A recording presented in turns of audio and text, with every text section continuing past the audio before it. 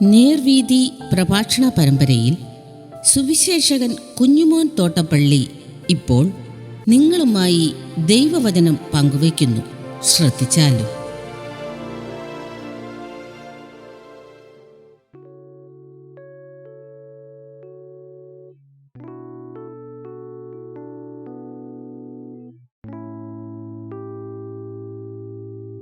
യേശു പഠിപ്പിച്ച പ്രാർത്ഥന 6-ാം ഭാഗം. ദൈവനാമത്തിൽ മഹത്വമുണ്ടാകട്ടെ. ലൂക്കോസിന്റെ സുവിശേഷം 11-ാം അധ്യായത്തിന്റെ 4-ാം വാക്യത്തിന്റെ അവസാന ഭാഗം. ഞങ്ങളെ പരീക്ഷയിൽ കടത്തരുതേ, ദുഷ്ടങ്ങളിൽ ഞങ്ങളെ വിടുവിക്കണമേ.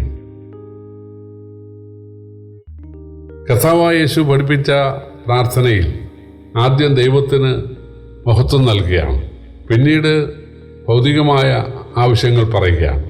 പിന്നീട് സഭയിലെ വിശ്വാസികളുടെ ഐക്യത്തെക്കുറിച്ച് പറഞ്ഞിട്ട് ദൈവത്തോട് പ്രാർത്ഥിക്കുകയാണ്, ഞങ്ങളെ ആരെയും പരീക്ഷയിൽ പ്രവേശിപ്പിക്കരുത്, അല്ലെങ്കിൽ പരീക്ഷയിൽ ഞങ്ങൾ തോറ്റുപോകാൻ, ദുഷ്ടൻ അല്ലെങ്കിൽ പിശാച് ജയിക്കുവാൻ ഇടയാക്കരുത് എന്ന് പ്രാർത്ഥിക്കുകയാണ്. യേശു പഠിപ്പിച്ച പ്രാർത്ഥനയിൽ എന്നെ എന്നൊരു പ്രയോഗമില്ല.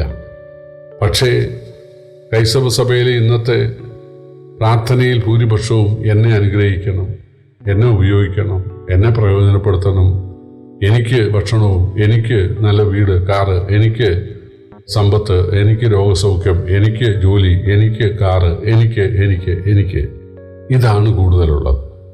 ഇനി ആരെങ്കിലും ഞങ്ങൾ എന്ന് പ്രാർത്ഥിക്കുന്നെങ്കിൽ അത് ആ കുടുംബത്തിലെ അംഗങ്ങളെ വഹിച്ചുകൊണ്ട് മാത്രമാണ്.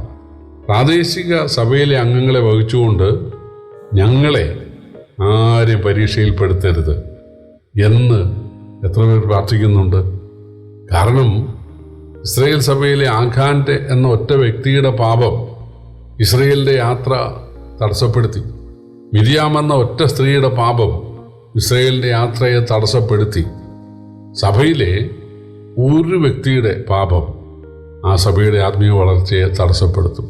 കാരണം സഭയൊരു ശരീരമാണ്. നമുക്കറിയാം, നമ്മുടെ കാലിൽ ഒരു മുള്ളു കൊണ്ടാൽ ഒരടി പിന്നെ മുന്നോട്ട് വെക്കാൻ ഒക്കെയില്ല. ശരിയല്ലേ? കണ്ണിനൊരു പ്രശ്നം, അല്ലെങ്കിൽ നാക്കിനൊരു പ്രശ്നം, കൈക്ക് ഒരു പ്രശ്നം, തീർച്ചയായിട്ടും അത് ശരീരത്തെ മൊത്തം അഫക്റ്റ് ചെയ്യുകയാണ്. സഭ ദൈവത്തിൻ്റെ വിശുദ്ധ മന്ദിരമാണ്.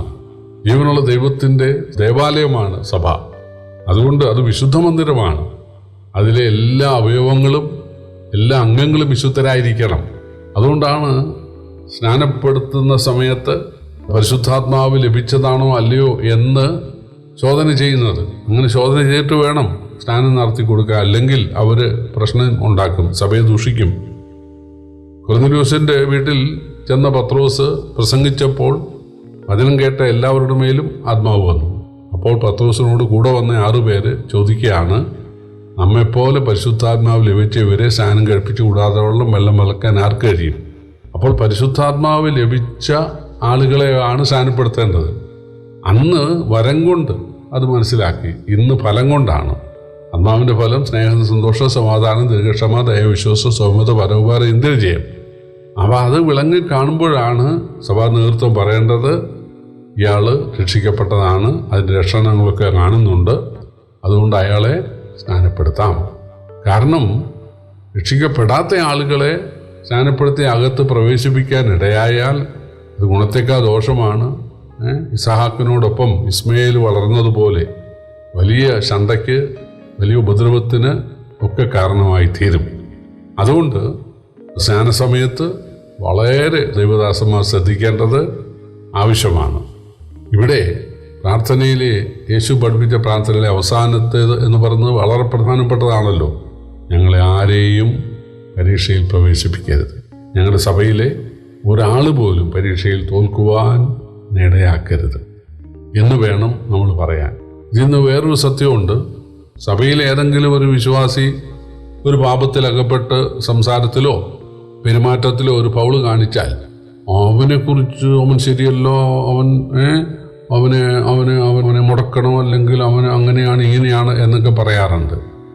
എത്ര പേര് പറയാറുണ്ട് അവനെ പിശാച് തോൽപ്പിച്ചതാണ്, പിശാചിൻ്റെ കെണിയിൽ തന്ത്രത്തിൽ അവനെ കുരുക്കിയതാണ് എന്ന് എത്ര പേര് പറയും. ഇവിടുത്തെ ഈ പ്രാർത്ഥനയുടെ അർത്ഥം ഞങ്ങളെ ആരെയും പിശാച് പരീക്ഷിക്കാൻ അല്ലെങ്കിൽ വലയപ്പെടുത്താൻ ചതിക്കാൻ ഇടയാക്കരുതെന്നാണ്. അപ്പം അതുകൊണ്ട് സഭയിലെ ബലഹീന വിശ്വാസികളെ ഒരിക്കലും പുച്ഛിക്കാനായിട്ട് പാടില്ല.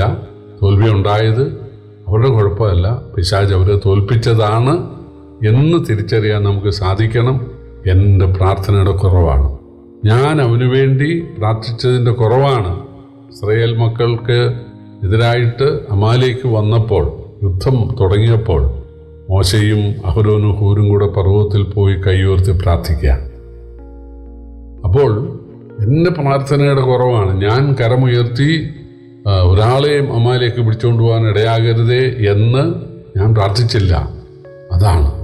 അപ്പോൾ ഇവിടെ കർത്താവ് പഠിപ്പിച്ച പ്രാർത്ഥനയുടെ അവസാനത്തെ വാക്യം ഏറ്റവും പ്രധാനപ്പെട്ടത്. സഭയിലുള്ള ഒരു വിശ്വാസി പോലും പരീക്ഷയിൽ തോൽക്കാൻ, പിശാചിൻ്റെ പരീക്ഷയിൽ തോക്കുവാൻ പിതാവെ അങ്ങ് അനുവദിക്കരുത്, ഞങ്ങളുടെ യാത്ര മുടങ്ങാൻ നീ അനുവദിക്കരുത്. അതാണ്. അപ്പോൾ അത് വളരെ പ്രധാനപ്പെട്ടതാണ്. സഭയിലെ വിശ്വാസികളുടെ ഭൗതികമായ, ശാരീരികമായ, കുടുംബപരമായ കാര്യങ്ങൾക്ക് വേണ്ടി പ്രാർത്ഥിക്കണം. അതിലുപരി അവരുടെ ആത്മീക വളർച്ചയ്ക്ക് വേണ്ടി, അവരെ ദൈവത്തിന് വേണ്ടി പ്രയോജനപ്പെടേണ്ടതിന് വേണ്ടി, സഭയായി ഒരുമിച്ച് വളരേണ്ടതിന് വേണ്ടി പ്രാർത്ഥിക്കണം. ഇതാണ് യേശു പഠിപ്പിച്ച ആ പ്രാർത്ഥനയുടെ ചുരുക്കം. അതിൻ്റെ അന്തസത്ത മനസ്സിലാക്കിക്കൊണ്ട് വരും ദിവസങ്ങളിൽ പ്രാർത്ഥിക്കുവാൻ ദൈവം ഏവരെയും സഹായിക്കട്ടെ. കർത്താവിൻ്റെ വിലയേറിയ നാമം വാഴ്ത്തപ്പെടുമാറാകട്ടെ.